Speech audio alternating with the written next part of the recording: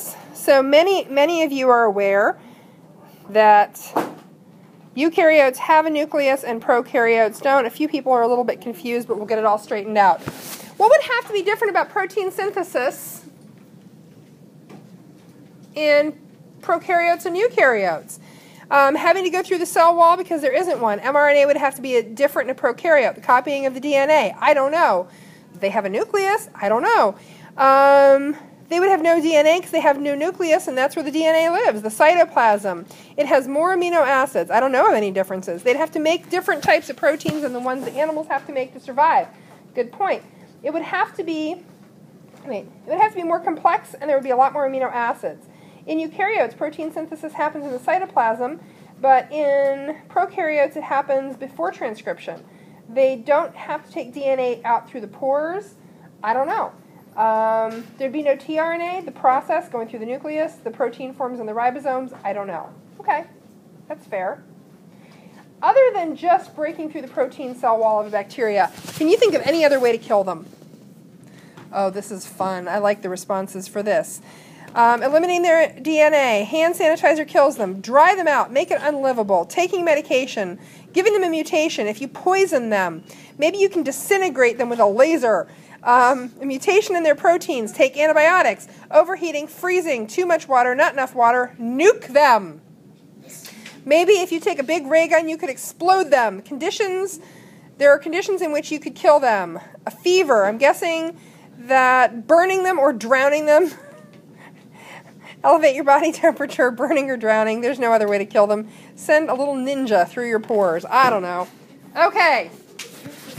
So you certainly have some creative ideas for killing bacteria. Now let me ask, when we're talking about pathogenic bacteria, where are those bacteria? Where are they? When we're talking about pathogenic bacteria that are affecting you, they are in your body. Could we cook bacteria to kill them? Yeah, we can cook bacteria to kill them. Sure, we cook hamburger to 160 to kill the bacteria that are in it.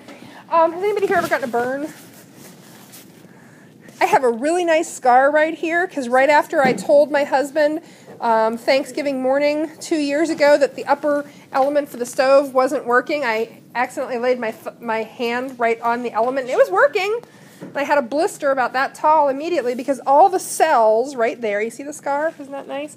All the cells right there got cooked. All the cells right there in that part of my hand got cooked. If I had a bacterial infection right there, what would have happened? Those bacterial cells would have gotten cooked.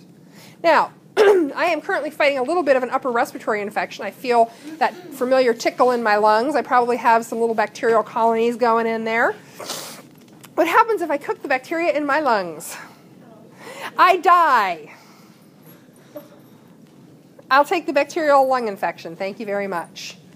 So can you cook or nuke or freeze to death bacteria that are in your body, not without hurting you? So that's a problem. Do you remember, if we think back to David in the movie, I got my leg amputated by a train and then by a machete and then by a whole bunch of surgeries in India. Yes? Remember him? That antibiotic of last resort they gave him, the colistin, what was that doing to him? Remember? He talked about it on the video. He said that it was slowly killing his other cells. Yeah, it was actually attacking his internal organs. And he had some organ damage from it, and they had to stop it because it was doing too much damage to him. So it was killing those bacterial cells, yes, but it was also going to kill him. Let's see, I can die from a bacterial infection, or I can die from the antibiotic they're giving me to treat the bacterial infection. That's not a great choice to have. So the key with killing bacteria, pathogenic, disease-causing bacteria that are inside human bodies or animal bodies or anybody else we want to take care of an infection in, is how do we harm the bacteria without harming the patient? How do we kill the little critters without killing the patient? That's the question. 7? 7 of what? No, seriously. So, what we need to do is exploit their weakness. Have you heard the expression, know your enemy? Okay. The more we know about how the enemy works, and in this case, the enemy is pathogenic bacteria, bacteria that cause diseases in humans. So if we know how they work, we can attack the vulnerabilities in their chemical processes and their biological processes. This is like somebody staking out a house to rob it. They're watching how things are done when people come and go. In the case of bacteria, we want to know how things are done so that we know how to attack them, where their weak points are. All right, so we are going to start talking a little bit about bacterial protein synthesis because it gives us an in to hurt the enemy, and that's what we want to do.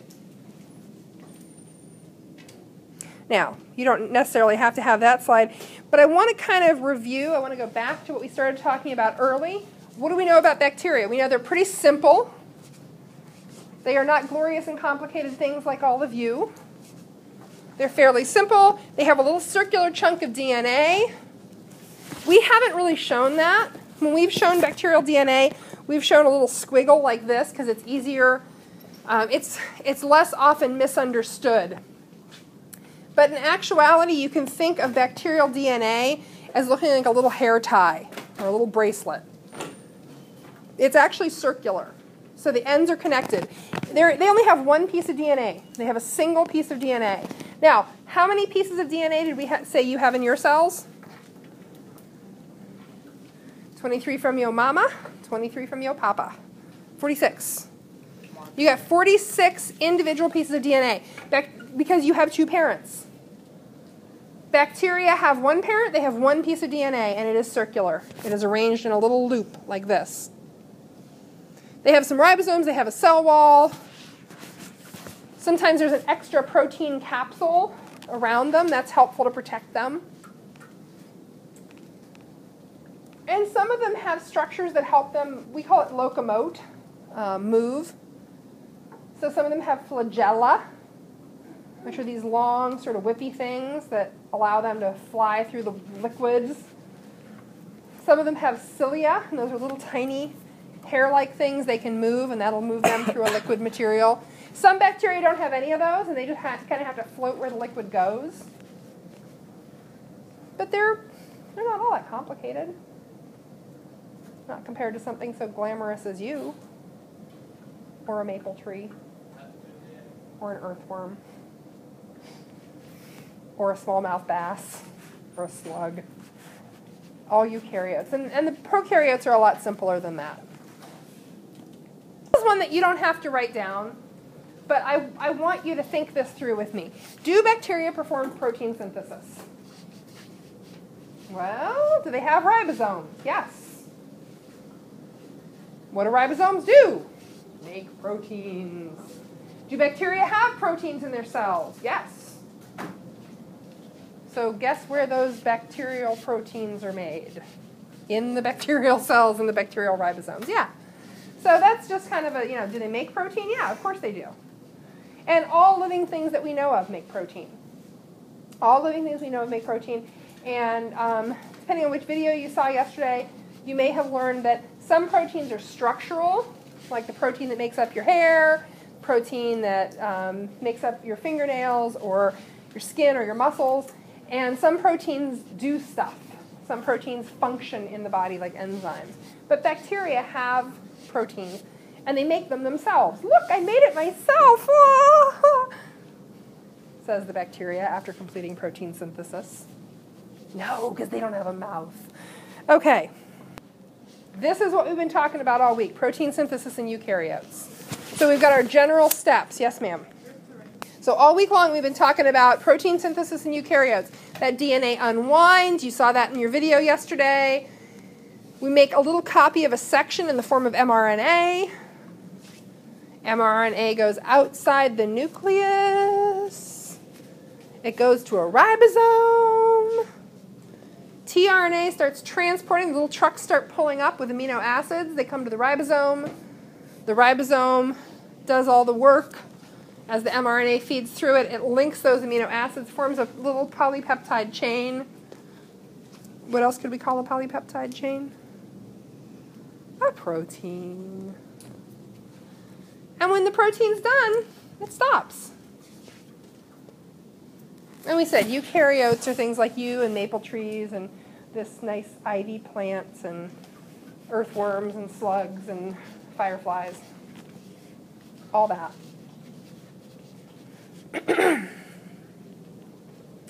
All of that. Eukaryotes?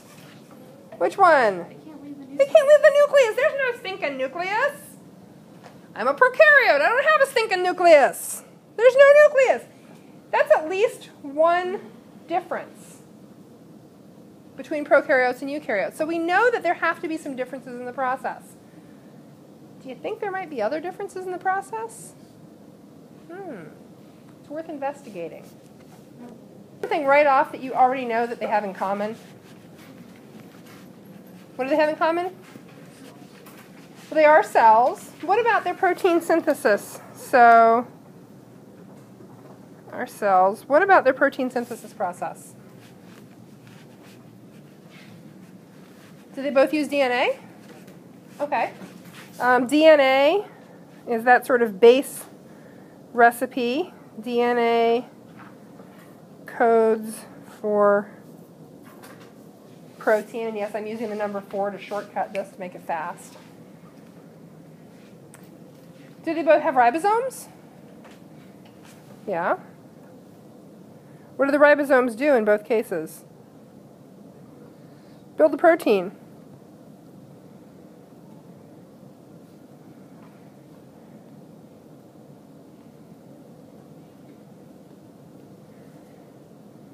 What else? What do we know that they have in common? Do they both use... Wait, what? I couldn't hear you. They both have amino acids. Okay, they both join amino acids together to form proteins. I'm going to put that down near the bottom. Both form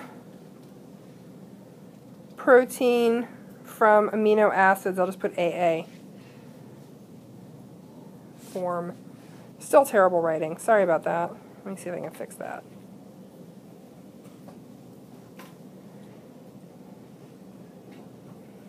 Both form protein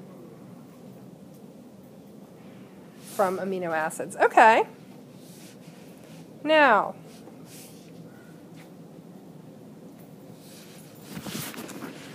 we don't know a whole lot that's different yet. We know one thing that's different. What's one difference? We actually know two things. What's one difference you know of? Talk at your table. We know two differences.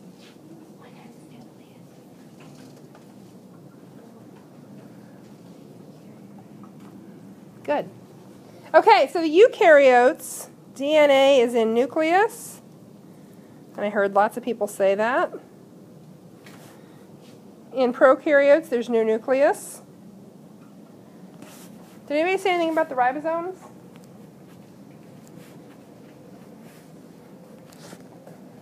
One-piece ribosome.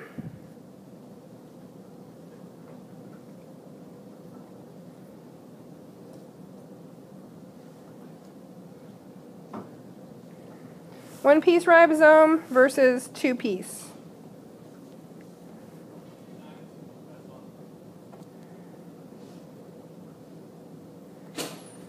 One-piece ribosome versus two-piece ribosome. Okay. Now, this might be helpful. Did we already hit some of these? Yeah. So we already said that ribosomes build protein. Check. We didn't talk about the fact that it's two-part, but we said that they're different. The eukaryotic ribosome is bigger, and it's more complicated. You are more complicated than a bacteria. Congratulations. So if you needed to boost your self-esteem today, you and an earthworm and a blue whale and a lightning bug are all more complicated than a bacteria. And we said for bacteria, the ribosome is smaller, it's simpler. It's actually two parts.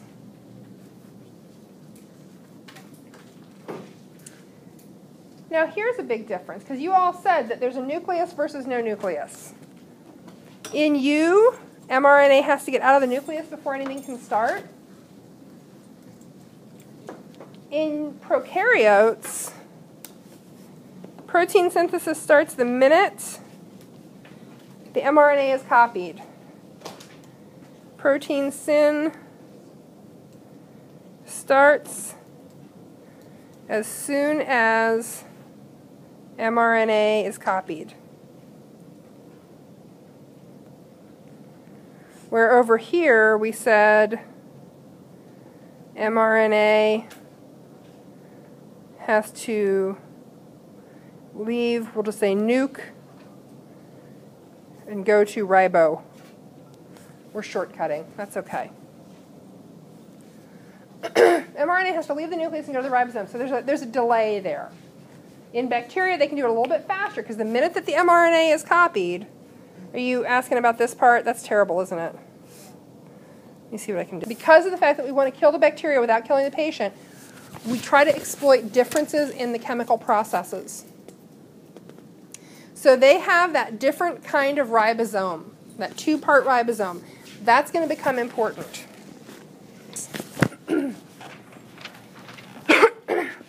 If you can stop them from synthesizing proteins, you can either slow down their rate of reproduction or you can kill them.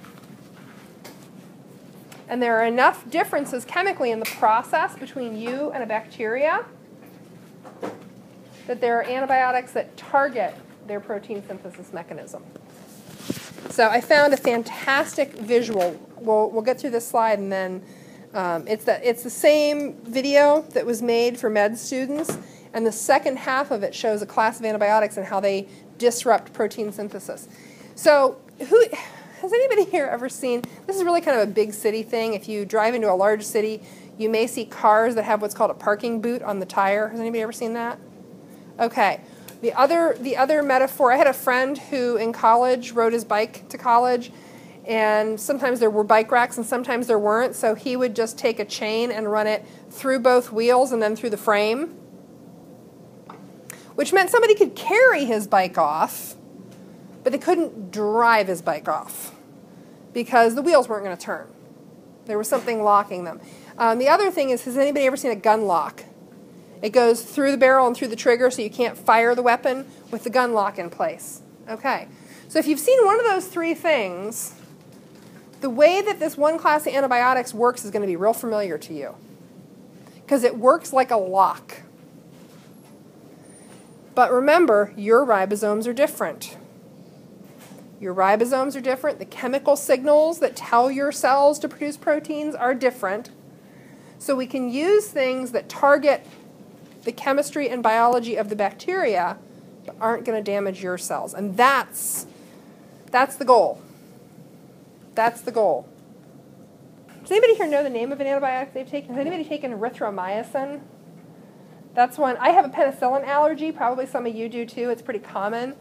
And so erythromycin is one that they give if you have a penicillin allergy, because it's not a psyllin family. It's not the same class of drugs, so people with penicillin allergies can usually take it with no problem. So erythromycin is what's called a macrolide antibiotic, and we're going to look at how that works on bacteria.